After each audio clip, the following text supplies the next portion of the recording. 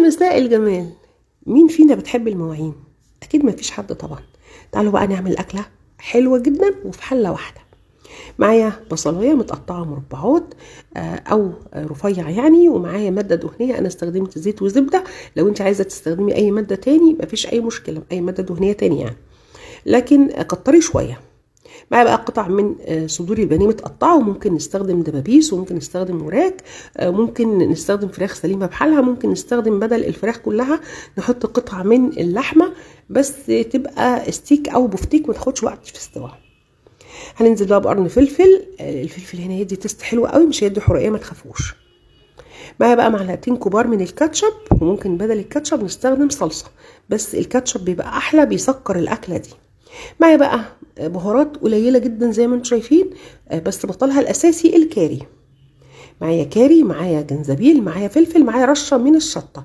ممكن نستغنى عن الشطه ونحط بدلها بابريكا، مفيش اي مشكله، بس انا عايزه هنا لسعه كده شويه من الحرقيه.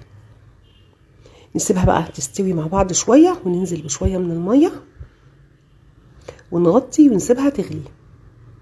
قبل ما تغلي بس هننزل عليها بالملح، لان احنا ما حطيناش ملح في الاول.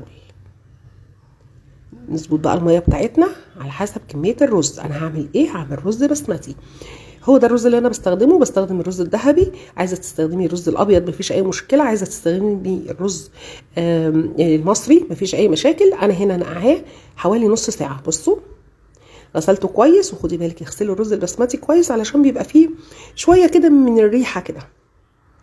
ننزل بقى بالرز بتاعنا ده، نص كيلو انا غسلاه ومصفياه، وكنت نقعاه زي ما قلت لكم حوالي نص ساعه.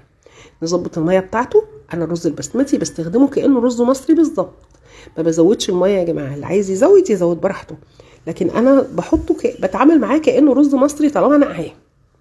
هسيبه بقى يغلي ويستوي.